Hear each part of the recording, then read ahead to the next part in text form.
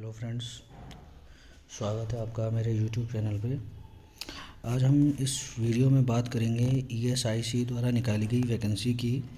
ESIC ने अपने अलग अलग रीजनल ऑफिसर्स के लिए अपर डिवीज़न क्लर्क, स्टेनोग्राफर और एमटीएस की वैकेंसी निकाली है। वैकेंसी लगभग 3600 के आसपास हैं, लेकिन अलग अलग रीजन्स के लिए और अलग अलग रीजन्स के लिए आपको अलग अलग अप्लाई करना पड़ेगा और अलग अलग पोस्ट के लिए।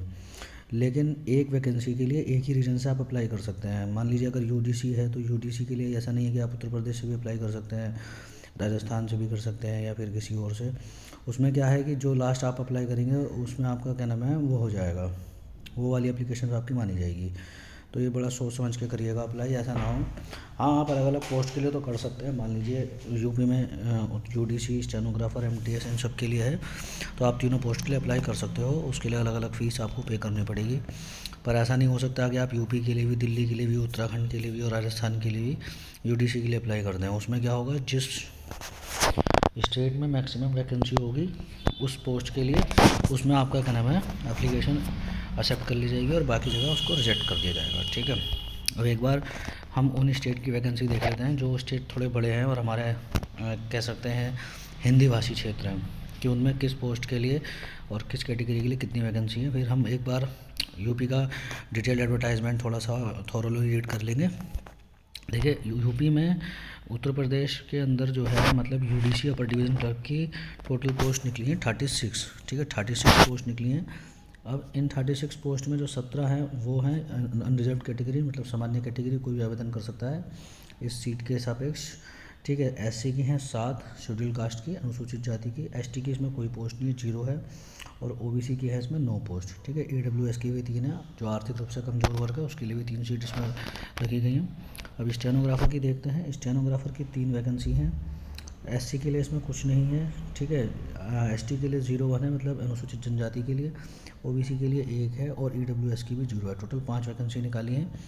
अब इसमें हम आगे देखते हैं तो एमटीएस की अच्छी खासी पोस्ट है। एमटीएस में अगर आप लोग आवेदन करना चाहते हैं तो एमटीएस का आपको पता है मल्टीटास्किंग स्टाफ, तो इसमें बहुत एक अच्छी क्वांटिटी में है। 119 पोस्ट निकाली गई हैं एमटीएस की।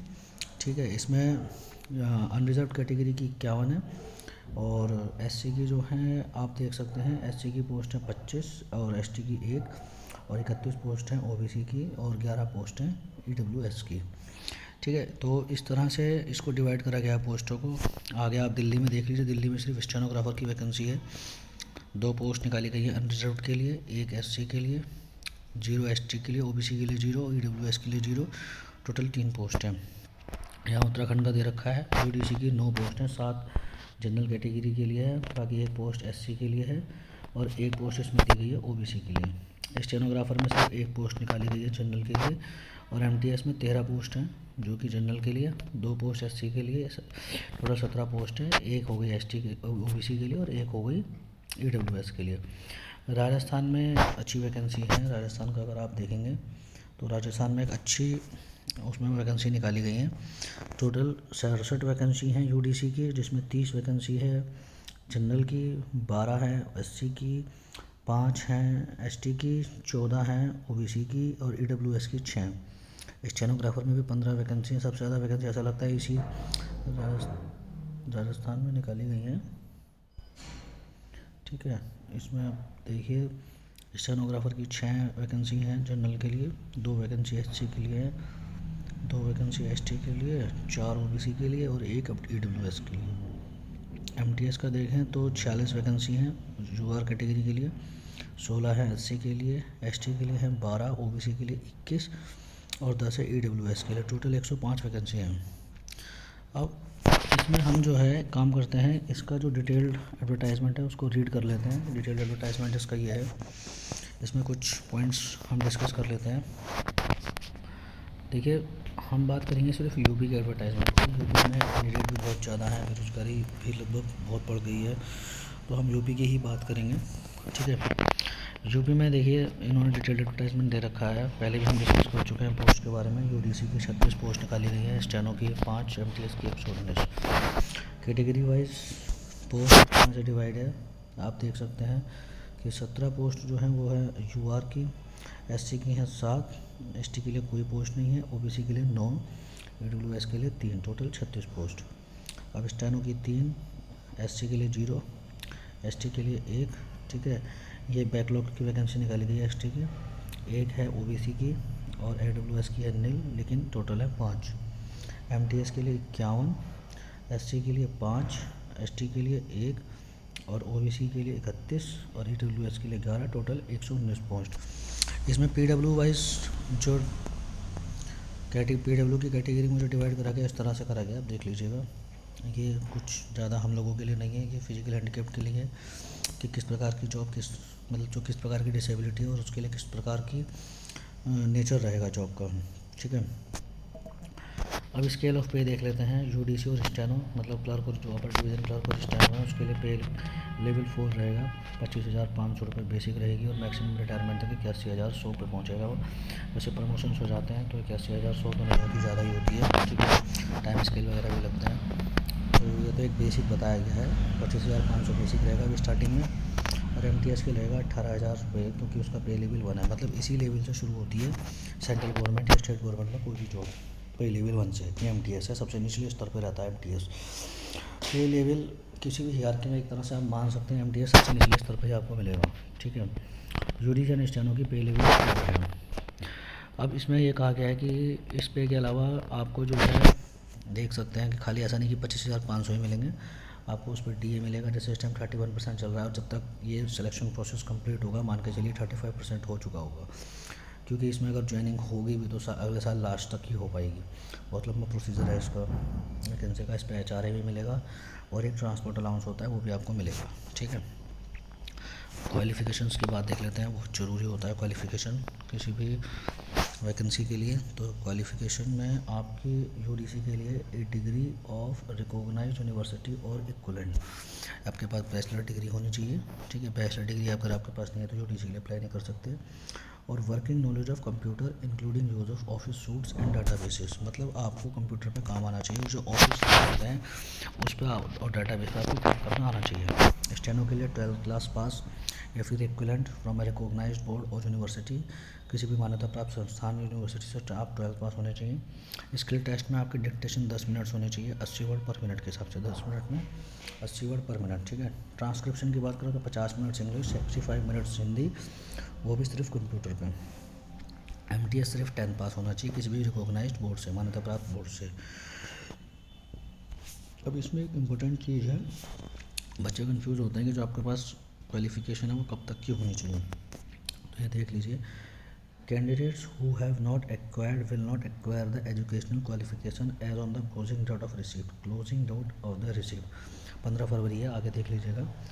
क्लोजिंग डेट पे 15 फरवरी 2022 पे अगर आपके पास एजुकेशनल क्वालिफ़िकेशन पूरी नहीं होता है तो आप इसके लिए एलिजिबल नहीं है अप्लाई करने के लिए। मतलब आपके जो सर्टिफिकेट होंगे 10th के 12th के, जैसे ग्रेजुएशन है, अगर किसी को ग्रेजुएशन वाली पोस्ट के लिए अप्लाई करना है तो जो उसकी डिग्री है वो डिग्री 15 फरवरी या 15 फरवरी से पहले की होनी चाहिए। अगर वो 15 फरवरी या 15 फरवरी से पहले की नहीं हो तो आप अप्लाई नहीं कर सकते। ऐसे 12th क्लास के लिए है, ज़रूरी नहीं कि सिर्फ रिजल्ट ही आए, आपके जो सर्टिफिकेट्स होते हैं उन सर्टिफिकेट्स पे जो डेट है वो आपकी 15 फरवरी होनी चाहिए। 15 फरवरी इसके लिए इम्पोर्टेंट डेट है, ठीक है, 15 फरवरी। आगे चलते हैं। एज लिमिट जुडिशियल स्टेनो के लिए जो एज लिमिट रखी गई है वो है 18 से 7 साल, और ये देखिए लास्ट डेट 15 फरवरी 2022, इससे पहले वो 18 साल से कम नहीं होना चाहिए और 27 साल से ज़्यादा का नहीं होना चाहिए। MTS के लिए रखी गई 18 से 25, तो वही 15 फरवरी 2022 से पहले वो 18 से कम का ना हो और 25 से ज़्यादा का ना हो। एज रिलैक्सेशन दिया गया है अलग अलग कैटेगरी को। देखिए SC और ST को दिया गया 5 साल का दोनों पोस्ट में। मान लीजिए कि अगर UDC और स्टेनो के लिए अप्लाई कर रहे हैं तो 32 साल की उम्र तक का व्यक्ति इसके लिए अप्लाई कर सकता है, और अगर उसके लिए अप्लाई कर रहे हैं MTS के लिए तो 30 साल तक का आदमी कर सकता है अप्लाई। 30 साल का मतलब कोई भी व्यक्ति, आदमी और कोई भी, ठीक है। अब OBC के लिए देख लेते हैं, 3 साल का दे रखा है, 3 साल के लिए आप कर सकते हैं, ठीक है। 3 साल में ऐसे है कि जो 27 साल की पोस्ट है उसके लिए 30 साल, और जो उसके लिए है आप 25 साल की उसमें 28 साल की उम्र तक कर सकते हैं। PWD के लिए दे रखा है UR के लिए 10, OBC के लिए 13, SC ST के लिए 15, एक्स सर्विसमैन के लिए UR 13, OBC 6 साल, SC ST 18 साल। ठीक है। अच्छा, यहाँ उन लोगों के लिए भी एक रिजर्वेशन दिया गया है जो ESIC के एम्प्लॉई है। ESIC एम्प्लॉई या government servant who have rendered not less than 3 years regular and continuous service as on pledging date of receipt of application. ठीक है। ESIC के एम्प्लॉई या फिर गवर्नमेंट सर्वेंट हों जिन्होंने 3 साल की रेगुलर सर्विस कर ली हो, वो अप्लाई कर सकते हैं। जनरल कैटेगरी के लोग 40 साल तक, OBC के 43 और SC ST के 45। ठीक है। अब other category of person in accordance with the instructions and orders of government of India issued from time to time. मतलब कोई ऐसी कैटेगरी जो इसमें लिखने से रह गई हो और उसको अगर रिजर्वेशन दिया गया है सेंट्रल गवर्नमेंट या फिर स्टेट गवर्नमेंट सेंट्रल गवर्नमेंट के द्वारा किसी ऑर्डर के तहत इनको पर्टिकुलर कैटेगरी में रिजर्वेशन मिलेगा तो उनको भी दिया जाएगा अगर इसमें लिखने से रह गया। क्लोजिंग डेट सभी प्रकार की चीज़ के लिए, चाहे वो एज हो चाहे वो क्वालिफिकेशन हो, वो मानी जाएगी 15 फरवरी 2022। उससे पहले की सभी चीज़ आपके पास होनी चाहिए। इस रिलेशनशिप के बारे में दे रखा है, सभी लोग इंडियन है वही अप्लाई करेंगे, बाहर से आके तो कौन करेगा। अप्लाई का प्रोसीजर दे रखा है, किस तरह से अप्लाई करना है, किस तरह से फ़ोटो लगानी है, किस तरह से फ़ीस जमा करनी है, इन सब चीज़ों को देख लीजिएगा। एप्लीकेशन रजिस्ट्रेशन किस तरह से करना है, पूरा प्रोसीजर यहाँ पे दे रखा है, आप देख सकते हैं। पेमेंट ऑफ फीस बहुत इंपॉर्टेंट है। बेरोज़गारी के टाइम पे कितनी फ़ीस दी जा सकती है, कितनी फ़ीस हम भर सकते हैं, एक बार हमें ये भी देख लेना चाहिए। SC ST PWD और डिपार्टमेंटल कैंडिडेट जितने भी हैं, मतलब अनुसूचित जाति, अनुसूचित जनजाति, ठीक है, और PWD और डिपार्टमेंटल कैंडिडेट मतलब जो ESIC के ही हैं, और जो फीमेल कैंडिडेट्स हैं एक्सर्विस, उनको सिर्फ 250 रुपये देने हैं। लेकिन ऑल अदर कैटेगरीज, अब ऑल अदर कैटेगरीज में EWS आ गए, OBC आ गए और जनरल कैटेगरी आ गई, इन सबको 500 रुपये पे करना है। एक बात हो रहा है, जो रिजर्व कैटेगरी को छूट दी गई है 250 रुपये, उसमें देख लीजिए कि this fee of ₹250 shall be refunded totally deducting bank charges as applicable on the appearing of the candidate the phase 1 written examination. इसको देख लीजिएगा। ठीक है। Bank transaction charges will be borne by the candidate, मतलब इस fees को apply payment करते time अगर कोई बैंक चार्जेस अगर आपको देने पड़े तो वो भी आपको ही देने पड़ेंगे ट्रांजैक्शन के टाइम। ठीक है। Mode of payment online mode, किस तरह से पेमेंट करना है इसका पूरा प्रोसीजर दे रखा है। डॉक्यूमेंट्स की स्कैनिंग अपलोडिंग कैसे करनी है, देखिए एक फ़ोटो आपकी अपलोड होगी जैसे सब एग्ज़ाम्स में होती है, सिग्नेचर भी अपलोड होंगे, लेफ्ट थंब इम्प्रेशन भी अपलोड होगा, और एक हैंड रिटन डिक्लेरेशन है। हैंड रिटन डिक्लेरेशन में एक बात बहुत ज़रूरी है, इसको देख लीजिएगा। इसको मैं आपको दिखा देता हूँ कि हैंड रिटन डिक्लेरेशन में क्या ज़रूरी है। Hand written declaration content is to be expected. Hand written declaration should not be written in capital, मतलब कैपिटल लेटर्स में मत लिखिएगा बिल्कुल भी। कैपिटल लेटर्स में हैंड रिटन डिक्लेरेशन मत लिखिएगा, जैसे लिखा जाता है वैसे ही लिखिएगा। ठीक है। The applicant has to write the declaration in English clarify on a white paper with black और ब्लिंक। इंग्लिश में लिखा जाएगा डिक्लेरेशन, वो क्या होगा वो देख लीजिएगा। आपको जब फॉर्म भरेंगे तब उसमें दिखाई दे जाएगा। वाइट पेपर पे होना चाहिए, ब्लैक और ब्लू इंक उस पर यूज़ होनी चाहिए। बस आगे लिखा है कि the hand written declaration should be the applicant and not only by the person. जो हैंड रिटन डिक्लेरेशन है उस बात का बिल्कुल ध्यान रखिएगा कि वो सिर्फ आप ही के द्वारा लिखा जाए, कोई और व्यक्ति इसको ना लिखे, क्योंकि जब ऑनलाइन एप्लीकेशन देने जाएंगे, ऑनलाइन एग्ज़ाम देने जाएंगे, तब इसी तरह का डिक्लेरेशन वहाँ भी लिखवाया जाएगा। और ये डिक्लेरेशन जो आपने अब भरा है और वो डिक्लेरेशन जब आप ऑनलाइन एग्ज़ाम के टाइम लिखेंगे उसको मैच ज़रूर करा जाएगा, कहीं ऐसा ना हो कि आप डिस्क्वालीफाई हो जाएँ एग्ज़ाम से। इस चीज़ का ध्यान रखिएगा। ठीक है। Procedure for uploading the documents, document upload करने का प्रोसीजर यहाँ पे लिखा है, उसको देख लीजिएगा। सेंटर ऑफ एग्जामिनेशन, अब इसको एक बार देख लेते हैं। एग्ज़ाम दे रहे हैं तो कहाँ सेंटर जाएगा, कैसे जाएगा। इसमें लिखा है while applying online application candidate must select a centre in the application form in which he she desires to take the exam. एक लिस्ट दे रखी होगी एग्जामिनेशन सेंटर की, जब आप फॉर्म भरेंगे तो उस लिस्ट में जो सेंटर के नाम दे रखे हैं और जो आपको लगता हो कि आप उसी शहर में रहते हैं या फिर आपका शहर के सबसे नज़दीक पड़ेगा, आप उसे चूज़ कर सकते हैं। ठीक है। ये एक बात है बहुत। एक उन लोगों के लिए जिनको ये एक लाइन दे रखी है, देखिए बोल्ड करके इंपॉर्टेंट लाइन है, इसको देख लेना चाहिए कि no TA will be paid to any candidate including SC ST candidate for appearing in the examination. किसी प्रकार का TA नहीं दिया जाएगा किसी भी SC या ST कैंडिडेट को एग्जामिनेशन में अपीयर होने के लिए। ठीक है। बाकी इसमें और कुछ खास नहीं है हमारे पढ़ने के लिए। आगे देख लेते हैं। ये बहुत इंपॉर्टेंट है कि एग्ज़ाम स्कीम क्या रहेगी। 3 टायर एग्ज़ाम है अपर डिवीज़न क्लर्क के लिए, फेज़ 1, फेज़ 2, फेज़ 3। क्या इसका टेस्ट है एग्ज़ाम का, एक बार देख लीजिए। देखिए 4 सब्जेक्ट्स आएंगे, जनरल इंटेलिजेंस एंड रीजनिंग आएगी, जनरल अवेयरनेस जीके एक टाइप की होगी, क्वांटिटेटिव एप्टीट्यूड हो गया, ठीक है, मैथ हो गई आपकी यहाँ पे, और इंग्लिश कंपैरिजन मतलब इंग्लिश के क्वेश्चंस भी आएंगे। अब क्वेश्चंस की क्वांटिटी कितनी है, सभी सेक्शन में से 25 25 25 25 आएंगे, टोटल 100 क्वेश्चन होंगे।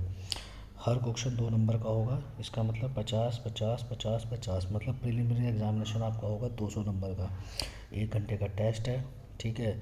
सभी क्वेश्चन हिंदी इंग्लिश में होंगे सिवाय इंग्लिश के, क्योंकि वो तो इंग्लिश का पेपर है ही, तो इंग्लिश में रहेंगे। आगे इन्होंने कहा है कि phase 1 preliminary examination is qualifying in nature. Preliminary examination जो होगा वो क्वालिफाइंग होगा नेचर में, ठीक है, ये शब्द बहुत ज़रूरी है, इसके मार्क्स नहीं जुड़ेंगे मतलब। And marks will not be record for final merit, final merit में इसके नहीं जुड़ेंगे। फॉर ईच रॉन्ग आंसर, हर गलत आंसर के लिए there will be negative marking, negative marking होगी, कितनी होगी, ऑफ 1/4, 1/4 की नेगेटिव मार्किंग होगी of the mark assign to the question, जितने नंबर उस क्वेश्चन को मिले। मतलब आप सीधे सीधे कह सकते हैं कि 2 नंबर का एक क्वेश्चन है और 1/4 के हिसाब से 0.50 नंबर आपके कटेंगे, 2 क्वेश्चन आपने गलत करे, 1 नंबर आपका गया। तो candidates will be short listed, candidates को शॉर्ट लिस्टेड करा जाएगा फॉर फेज सेकंड के लिए, किस रेशियो में, 1:10 के रेशियो में। मतलब लीजिए अगर जनरल कैटेगरी की 10 पोस्ट हैं तो फेज सेकंड के लिए 100 बच्चों को बुलाया जाएगा, और टोटल पोस्ट मान लीजिए अगर 100 हैं तो टोटल 1000 बच्चों को लिए बुलाया जाएगा, किसके लिए, फेज सेकंड के लिए। The number of vacancies in each category on the basis of their performance in phase 1 preliminary examination. Main exam देख लेते हैं। मेन एग्ज़ाम का भी सेम सिलेबस है, कोई चेंजेस नहीं करे गए हैं, वही 4 सब्जेक्ट हैं, ठीक है, general intelligence and reasoning, general awareness, quantitative aptitude, English comparison. बस अब एक फ़र्क ये है कि कम नंबर ऑफ़ क्वेश्चंस बढ़ा दिए गए हैं, पहले 25-25 क्वेश्चन थे हर सेक्शन में, लेकिन अब 50-50 क्वेश्चन हो चुके हैं, टोटल 200 क्वेश्चन हो जाएंगे। लेकिन मार्क्स इस बार जो है 1 नंबर का ही रखा गया है, पहले 2 नंबर का था, तो ये भी 200 नंबर का ही एग्ज़ाम होगा, और इसके साथ साथ ड्यूरेशन भी बढ़ा दी गई है 2 घंटे की, ठीक है, 2 घंटे की ड्यूरेशन बढ़ा दी है। सेम इस यहाँ पर भी कुछ बातें लिखी गई हैं। The marks obtained in phase second main examination will be considered for final selection. जो ये मेंस एग्ज़ाम होगा इसके जो मार्क्स हैं वो फाइनल सिलेक्शंस के लिए कंसिडर करे जाएंगे। फॉर ईच रॉन्ग आंसर, प्रत्येक गलत आंसर के लिए नेगेटिव मार्किंग होगी, और वो भी 1/4 की होगी जैसे पहले थी, ठीक है, 1/4 की नेगेटिव मार्किंग होगी जैसे पहले थी। और expect to the question the candidate will be short listed for 4 second. अब 1/4 की है तो 1 नंबर का क्वेश्चन है तो 0.25 आपके नंबर कट जाएंगे, मतलब 4 आपने गलत करे, 1 नंबर कट गया, ठीक है। अब कंप्यूटर स्किल टेस्ट होना है यूडीसी के लिए, उसके लिए बुलाया जाएगा 1:5 के अनुपात में, मतलब अगर 100 पोस्ट हैं तो 500 लोगों को बुला लिया जाएगा स्किल टेस्ट के लिए, हर कैटेगरी की जितनी पोस्ट हैं उसके 5 गुना बच्चों को बुलाया जाएगा, ठीक है। फेज सेकंड को परफॉर्मेंस, इसके मार्क्स एवोलेट होंगे। अब देख लेते हैं। देखिए प्रोसीजर बहुत हार्ड है, मतलब अगर आप देखें कि यूडीसी के लिए इतना आसान नहीं रहेगा इसको करना, ठीक है।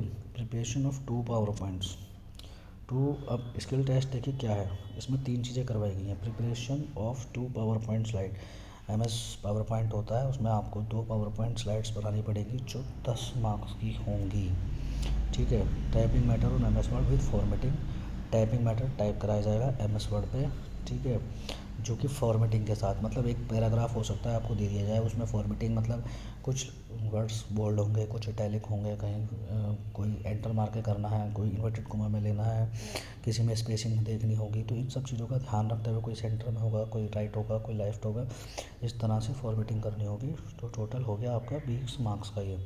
और एक प्रिपरेशन टेबल एक प्रिपेयर करनी पड़ेगी टेबल एक्सेल में, जो कि फार्मूलाज के यूज़ होगी, मतलब कोई भी टेबल दे सकते हैं। मान लीजिए एक टेबल दे दी कि 10 बच्चे हैं, उनको अलग अलग सब्जेक्ट्स में इतने नंबर मिले हैं, और इनका एवरेज बताइए और इनके परसेंटेज बताइए और इनकी एक रैंक निकालिए, तो इसमें फार्मूला यूज़ करना पड़ेगा।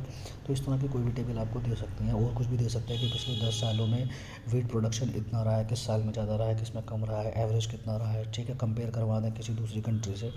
इस तरह से टोटल 50 मार्क्स का रहेगा। और सबसे अच्छी बात है कि इस पूरे काम के लिए आपको सिर्फ 30 ही मिनट मिलेंगे, सिर्फ 30 मिनट मिलेंगे, मतलब 30 मिनट में बहुत मुझे कम टाइम लग रहा है। 30 मिनट में 2 पावर पॉइंट स्लाइड बनानी है, एमएस वर्ड के पे फॉर्मेटिंग भी करनी है टाइपिंग करके, और एक एक्सेल शीट भी बनानी है। ठीक है, हो सकता है कि इन तीनों चीज़ों को लेवल हल्का रखा जाए, लेकिन टाइम बहुत कम है। और सबसे जो गंभीर बात है उसको भी मैं बताऊंगा क्वालिफाइंग मार्क्स में, जब आप समझेंगे। देखिए, एक देख लीजिए कि the working knowledge of computer in respect of PW candidates who are unable to type shall be assessed by holding an objective type computer test और 50 मार्क्स। मतलब अगर PWD कैंडिडेट्स हैं और वो टाइपिंग वगैरह नहीं कर सकते कंप्यूटर पे, तो उनका एक कंप्यूटर बेस्ड टेस्ट लिया जाएगा ऑब्जेक्टिव, जो 50 मार्क्स का होगा। इसमें 50 क्वेश्चन आएंगे जिसमें कोई नेगेटिव मार्किंग नहीं होगी। ठीक है, कंप्यूटर टेस्ट। अब एक चीज़ देख लीजिए कंप्यूटर टेस्ट के बारे में। कंप्यूटर टेस्ट जो है, इसके कोई मार्क्स जुड़ेंगे नहीं मेरिट में, ये सिर्फ एक क्वालिफाइंग इन नेचर है। मतलब नेचर में क्वालिफाइंग होगा, सिर्फ आपको इसे पास करना है। इसमें कोई हाईएस्ट नंबर नहीं लाने की, 50 में से 49, 48, 47, 46 लाओगे तो मेरिट में हाई पहुँच जाओगे, नहीं। इसके एक क्वालिफाइंग मार्क्स दिए गए होंगे कि इतने नंबर अगर आपके आगे तो आप पास हैं। ठीक है, अब आगे देखिए, marks obtained will not be recounted for merit ranking. साफ साफ लिखा हुआ है कि जो मार्क्स हैं इसमें प्राप्त करे जाएंगे वो मेरिट में कैलकुलेट नहीं होंगे। ठीक है, जो भी आपको मिलेंगे इसमें। अब क्वालिफाइंग मार्क्स देख लीजिए। क्वालिफाइंग मार्क्स इन फेज़ 1 और phase 2 exam. UR category, unreserved category, सामान्य वर्ग के बच्चों के लिए 45% नंबर लाने ज़रूरी हैं, फेज़ 1 में भी फेज़ 2 में भी। इससे कम नंबर हुए तो वो पहले ही डिस्क्वालीफाई हो जाएंगे, मेरिट तो बाद में नंबर बनेगी। ठीक है, OBC कैटेगरी और EWS के लिए 40% रखे गए हैं। बहुत बढ़िया बात, EWS को कुछ फ़ायदा दिया गया है। 35% ST और एक्स सर्विसमैन कैटेगरी को दिए गए हैं। ठीक है, और 30% दिए गए हैं PW कैटेगरी को। इतने नंबर से कम अगर किसी के हुए तो वो पहले ही समझिए अपने आप को गया बाहर। सपोज़ करिए 200 नंबर का पेपर है, अब जनरल कैटेगरी का बच्चा अगर 90 से कम नंबर लेकर आएगा, चाहे वो प्री में हो या चाहे मेंस में हो, तो उसके कॉपी चेक नहीं होंगे। OBC का अगर जो है 80 नंबर से कम लेकर आया तो वो डिस्क्वालीफाई हो गया। ऐसे ही 35% का इन्होंने क्राइटेरिया इनका दे रखा है SC ST का, तो मतलब अगर ये 70 से कम नंबर लेकर आए तो ये पहले ही डिस्क्वालीफाई हो गए। ठीक है, और अगर PWD कैटेगरी है तो ये अगर 60 नंबर से कम लेकर आया, तो इस तरह से आप देख सकते हैं, एक को 90 नंबर लाने हैं कम से कम। ठीक है, एक को 80 लाने हैं कम से कम, एक को 70 लाने हैं और एक को 60 लाने ही लाने हैं। ठीक है, अब आ जाओ फेज़ 3 के लिए। सबके दिमाग में होगा, सबके माइंड में होगा कि फेज़ 3 के लिए कितने क्वालिफाइंग मार्क्स रखे गए हैं। तो the qualifying marks in phase 3 will computer skill test, objective test, computer test for PWD। ठीक है, will be decided at the destination of ESIC। देखिए, यहाँ कहा गया है, एक बार दोबारा इस लाइन को पढ़िए। The qualifying marks in phase 3 computer skill test, objective type test for PWD will be decided at the destination of ESIC। मतलब यहाँ ये कहा गया है कि जो क्वालिफाइंग मार्क्स हैं फेज़ 3 के लिए, वो भी सिर्फ PWD के लिए, वो भी डिसाइड नहीं करेंगे, बाद में डिसाइड करे जाएंगे एक तरह से ESIC के द्वारा, जो भी उनके दिशा निर्देश होंगे। लेकिन यहाँ इन्होंने कहीं पर भी ये नहीं दिया है कि जो ये कंप्यूटर का टेस्ट है, इस कंप्यूटर में टेस्ट के लिए कितने क्वालिफाइंग मार्क्स होंगे अलाउड। ये तो कह दिया क्वालिफाइंग चाहिए, लेकिन क्वालिफाइंग के लिए बताओ तो सही भाई कितने चाहिए। यहाँ पर एक देखिए डिस्प्यूटेड चीज़ हो जाएगी ये कि नो क्वालिफाइंग मार्क्स, मतलब किस तरह के क्वालिफाइंग मार्क्स डिस्कस नहीं करे गए हैं। फेज़ 1 फेज़ 2 के लिए तो बात करी गई, पर फेज़ 3 के लिए बात करी जाती है अगर नॉर्मल बच्चों के लिए, तो वो कुछ बात नहीं करी गई है। ये तो कह दिया कि हाँ सिर्फ क्वालिफाइंग है नेचर में, पर क्वालिफाइंग किस पॉइंट पे है, क्या सभी कुछ करनी पड़ेगी। तीनों चीज़ अगर कोई नहीं करेगा, मान लीजिए कि तीनों चीज़ बना ली, नंबर उन्हें चाहे कितने भी मिले, तो क्या वो पास माने जाएंगे। तो ये इसमें इस बात को यहाँ क्लियर नहीं करा है। आगे देख लेते हैं। देखिए, अब ये है स्टेनोग्राफ़र के लिए। स्टेनोग्राफ़र का सिलेबस थोड़ा सा अलग है। इसमें सिर्फ 3 सब्जेक्ट आएंगे, English language and comparison, reasoning आएगी, जनरल अवेयरनेस, क्वांटिटेटिव एप्टीट्यूड यहाँ नहीं आएगा। इंग्लिश लैंग्वेज के क्वेश्चन रहेंगे 100 नंबर के, 70 मिनट इसमें मिलेंगे आपको। रीजनिंग 50 नंबर की, 50 क्वेश्चन, 35 मिनट मिलेंगे आपको करने के लिए। और जनरल अवेयरनेस मिलेगी 50 नंबर की है और 50 क्वेश्चन होंगे, जो कि सिर्फ 25 मिनट में करने हैं। अब अगर टोटल टाइम देखा जाए कितना आपको मिला, तो उसको जोड़ लीजिए, 70 और 30, 100 और 105, 105 और 110, 130 करीब 70, 10, 100, 105, 130 मिनट आपको टोटल मिलेंगे इस एग्ज़ाम को करने के लिए, मतलब 2 घंटा 10 मिनट। अब वर्जन वही है, Hindi and English except English language and comparison. Hindi English में होगा पेपर रीजनिंग का, जनरल अवेयरनेस का, लेकिन इंग्लिश का तो इंग्लिश में ही होगा। आगे पढ़ लेते हैं। The marks obtain in phase 1 main examination will be considered for final selection. वाह, इनका फेज़ सेकंड नहीं होगा, इनका फेज़ 1 ही है। फेज़ सेकंड में सीधे इनका स्किल टेस्ट होगा। फेज़ 1 के लिए इनको जो है सिर्फ इन्हीं यही मार्क्स आपके कैलकुलेट करे जाएंगे, किसके लिए, फॉर फाइनल सिलेक्शन के लिए। बहुत अच्छी बात है। For each wrong answer there will be negative marking of 1/4 की नेगेटिव मार्किंग होगी, जितने नंबर उस क्वेश्चन को मिले होंगे। ठीक है, क्योंकि हर क्वेश्चन 1 नंबर का है तो 0.25 नंबर कट जाएंगे। 4 क्वेश्चन पे 1 नंबर आपका गायब। The candidate will be short listed for phase second skill test and stenography. The ratio stenography test होगा, उसके लिए बुलाया जाएगा 1:10 के अनुपात में। वही जितनी वैकेंसी हो उस वैकेंसी के अनुपात में 10 गुना बच्चों को बुलाया जाएगा। ठीक है, स्किल टेस्ट के लिए। ये फेज सेकंड है, इसमें बता रखा है क्वालिफाइंग रहेगा, लेकिन ध्यान रखिएगा नंबर तो बाद में देखते हैं। The candidates who are shortlisted in the main examination will be required to appear in the skill test of stenography। जो भी कैंडिडेट्स मेन एग्ज़ाम के लिए क्वालिफाई करेंगे, मतलब स्किल टेस्ट के लिए, उनको स्टेनोग्राफी के टेस्ट में अपीयर होना पड़ेगा। The candidates will be given 1 dictation, एक डिक्टेशन दी जाएगी 10 मिनट्स की, जो इंग्लिश या हिंदी में होगी, as opted by the candidates in the online application form. जैसा भी वो चूज़ करेगा जब अपना एप्लीकेशन फॉर्म भरेगा। As the speed of 80 words per minute, 80 words per minute की स्पीड उसकी होनी चाहिए। 10 मिनट्स का टेस्ट दिया जाएगा। The matter will have to be transcript on computer, उसके बाद उस मैटर को कंप्यूटर में ट्रांसक्रिप्ट करना है। The transcription time is as under language of skill test. अगर उसने इंग्लिश में चूज़ करा है तो टाइम मिलेगा उसको 50 मिनट्स का, PWD को 70 मिनट्स का। लेकिन अगर हिंदी में करा है तो 65 मिनट्स का टाइम मिलेगा। क्वालिफाइंग मार्क्स, वो क्वालिफाइंग मार्क्स का फंडा यहाँ भी है।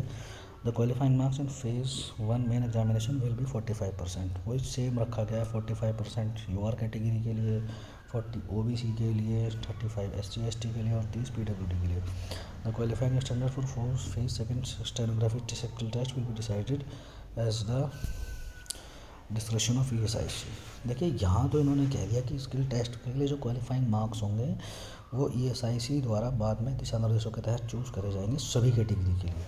लेकिन ऊपर इन्होंने ये बात नहीं कही थी, या तो इन लोगों से यहाँ पर ये छूट गई। इन्होंने यहाँ सिर्फ बात करी थी, देखो, PWD कैंडिडेट्स के लिए, सबके लिए नहीं करी थी।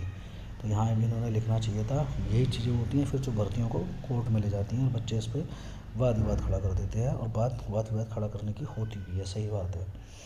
ठीक है, अब ये हो गया मल्टीटास्किंग स्टाफ का एग्ज़ाम। इसका सिलेबस देख लीजिए, सेम बिल्कुल है जैसा कि UDC का है, बस फ़र्क ये रहेगा कि इसमें जो लेवल रहेगा वो UDC से हल्का रहेगा। वही 4 सब्जेक्ट हैं, रीजनिंग हो गई, जनरल अवेयरनेस हो गई, क्वांटिटेटिव एप्टीट्यूड हो गई, इंग्लिश हो गई। 25-25 नंबर के सब क्वेश्चन है, मतलब 25-25 क्वेश्चन आएंगे चारों सेक्शन से, 100 क्वेश्चन होंगे और 2 नंबर का एक क्वेश्चन, 50-50 नंबर के हो गए हर सेक्शन के, 200 नंबर का 1 घंटे का पेपर। वही 1/10 बच्चे बुलाए जाएंगे, मतलब 1:10 के हिसाब से बुलाए जाएंगे। इसको मेरिट में कैलकुलेट नहीं करा जाएगा प्री एग्ज़ाम को। इस वाले में सेम प्रोसीजर है जैसा UDC का है। ठीक है, और जो वो है क्या नाम है आपका नेगेटिव मार्किंग 1/4 की। ठीक है, फेज़ 1 फेज़ सेकंड का भी सेम सिलेबस है, 50-50 क्वेश्चन। ठीक है, मिलेंगे आपको, 200 नंबर का पेपर हो जाएगा। ठीक है, 50-50 नंबर के हो गए, चारों सब्जेक्ट हैं, रीजनिंग होगी, general awareness, quantitative aptitude, English comparison. ठीक है, अब इसमें आप आगे देखिए, फेज़ सेकंड के लिए वही विथ रॉन्ग आंसर के लिए 1/4 की नेगेटिव मार्किंग हो गई। ठीक है, और फेज़ सेकंड ही कंसिडर करा जाएगा फाइनल सिलेक्शन के लिए। इसमें कोई कंप्यूटर स्किल टेस्ट तो है नहीं, तो 2 फेज़ का एग्ज़ाम हो गया। क्वालिफाइंग मार्क्स सेम है जैसे सभी के लिए है। प्रीलिमिनरी एग्ज़ाम और फेज़ सेकंड के लिए वही 45%, 40%, 35% और 30% सेम बिल्कुल रखा गया। अब कुछ चीज़ें हैं, एक मैं आपको बता रहा था, शुरू में मैंने आपको बताया था, तो उसको देख लीजिए इंस्ट्रक्शंस में। बाकी हमारे लिए ये इंपॉर्टेंट है कि the candidates are advise to submit single online application for a single post in ESIC। हर कैंडिडेट को एक सिंगल ऑनलाइन एप्लीकेशन सबमिट करनी होगी सिंगल पोस्ट के लिए। 3 पोस्ट के लिए एग्ज़ाम चल रहा है, UDC, स्टेनो, MTS। UDC के लिए अप्लाई करना है, अलग एप्लीकेशन डालिए। स्टेनो के लिए अप्लाई करना है, अलग एप्लीकेशन डालिए। MTS के लिए अप्लाई करना है, अलग एप्लीकेशन डालिए, अलग फ़ीस पे करिए। ठीक है, आगे इन्होंने कहा however if somehow he/she submits multiple online applications for the same post in 1 or more region states. ये बहुत इंपॉर्टेंट लाइन है उन बच्चों के लिए जो अलग अलग स्टेट से सेम पोस्ट के लिए एग्ज़ाम डालना चाहते हैं, कि अगर वो चाहता है कि सेम पोस्ट के लिए वो एक या एक से ज़्यादा एप्लीकेशन डाले अलग अलग रीजन या स्टेट से, then he she must ensure that online application with the higher application number. ठीक है, then he she must ensure that online application with the higher application number, मतलब उसको ये इंश्योर करना चाहिए कि जो उसकी ऑनलाइन एप्लीकेशन होगी तो उस पोस्ट के लिए जो हायर एप्लीकेशन नंबर होंगे is complete in all respect including fees, जो कम्प्लीट होगी इंक्लूडिंग फीस के साथ। The applicants who submit multiple online application for the same post in one or more region state, जो applicants हैं जो submit करेंगे अपनी एप्लीकेशन सेम पोस्ट के लिए अलग अलग स्टेट से, शुड नोट, उन्हें नोट करना चाहिए that only a single online application, मतलब उनकी सिर्फ एक ही single application with higher application number, जो कि हायर एप्लीकेशन नंबर से होंगे। मान हायर एप्लीकेशन नंबर से मतलब ये नहीं कि एक एग्ज़ाम में कितने ज़्यादा बच्चों ने अप्लाई करा है, इससे मतलब यह है कि जैसे 3 आपने मान लीजिए आपने हरियाणा से, मान लीजिए राजस्थान से भी अप्लाई कर दिया, तो उत्तराखंड से भी, दिल्ली से भी, और आपने अप्लाई कर दिया यूपी से भी। ठीक है, तो सभी को एक एप्लीकेशन नंबर मिलता है। वो एप्लीकेशन नंबर आपको पता है कि इंक्रीजिंग ऑर्डर में होता है। अब आप अगर अप्लाई करेंगे तो सपोज़ करिए कि किसी को एक नंबर मिला application number 1, application number 2, application number 3, application number 4, ऐसे मिला उन्हें, तो जो 4 नंबर वाली एप्लीकेशन होगी उसको एक्सेप्ट कर लिया जाएगा और जो शुरू की 1, 2, 3 होगी उसको रिजेक्ट कर दिया जाएगा। इसे कुछ इस तरह से भी कह सकते हो, जो एप्लीकेशन आप अप्लाई करोगे सबसे लास्ट में जिसको अप्लाई करोगे, जिस मतलब उसी पोस्ट के लिए अलग अलग स्टेट में, उसको मान लिया जाएगा। बाकी शुरू की जो 3 होंगी फिर 2 उसको हटा दिया जाएगा। ठीक है, shall be entertained by the ACIC and all other application for the same post in one or more region state shall be rejected. ध्यान रखिएगा, फिर एक बार क्लियर कर देता हूँ कि इसमें 1 पोस्ट के लिए अप्लाई कर सकते हैं, बस 1 पोस्ट इन 1 रीजन, एक रीजन में एक ही पोस्ट के लिए अप्लाई कर सकते हैं।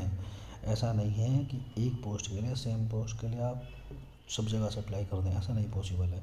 हाँ, ये कर सकते हैं कि 3 पोस्ट हैं तो 3 पोस्टों में से अलग अलग रीजन से तीनों पोस्टों के लिए अलग अलग टाइम पे अप्लाई कर दें, या एक ही रीजन से तीनों पोस्टों के लिए अप्लाई कर दें। ठीक है, वो तो पॉसिबल है, बस सेम पोस्ट के लिए अप्लाई नहीं कर सकते हर जगह से। ये बहुत ज़रूरी बात है, इसको देख लीजिएगा कहीं आप अपना पैसा डुबा बैठें।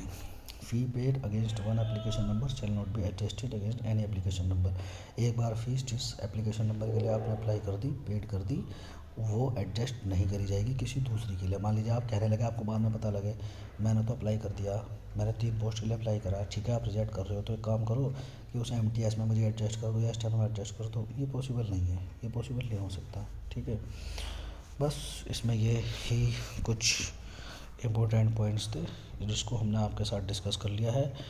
बाकी इन्होंने दे रखा है कुछ चीज़ें, ID प्रूफ वगैरह में क्या चाहिए, एग्ज़ाम के टाइम क्या चाहिए, गाइडलाइंस वगैरह दे रखी है स्क्राइब के लिए। ये सब नॉर्मली अगर आपको पढ़ना हो तो पढ़ लीजिएगा। ठीक है, और बाकी इसमें कोई ख़ास पढ़ने के लिए है नहीं। 15 फरवरी लास्ट डेट है, यहाँ देख लीजिए। 27 दिसंबर का एडवर्टाइजमेंट हो गया, और ये कुछ एनेक्सर दे रखे हैं, मतलब कुछ परफॉर्मा दे रखे हैं। OBC के लिए दे रखा है सर्टिफिकेट, मतलब जो इनका कास्ट सर्टिफिकेट होता है और किस तरह से बनना चाहिए OBC कैंडिडेट के लिए। ठीक है, कुछ डिक्लेरेशन फॉर्म हो गया, इस तरह के कुछ दे रखे हैं। ये EWS के लिए हो गया, और इस तरह के अलग अलग दे रखे हैं। ठीक है, तो अगर आपको देखिए, अब आप समझ ही गए होंगे कि किस तरह से इसका सिलेक्शन प्रोसेस है, किस तरह इसका एग्ज़ाम होगा। ठीक है, अगर इसमें आपको वीडियो अच्छा लगा है तो इसमें लाइक करिए, शेयर करिए और चैनल को सब्सक्राइब करिए। ठीक है, और इस तरह के और वीडियोस के लिए चैनल पर नज़र बनाए रखते हैं। डिटेल में आपको बिल्कुल करेक्ट इन्फॉर्मेशन दी जाएगी बिना किसी दिक्कत के, प्रॉब्लम के। ठीक है।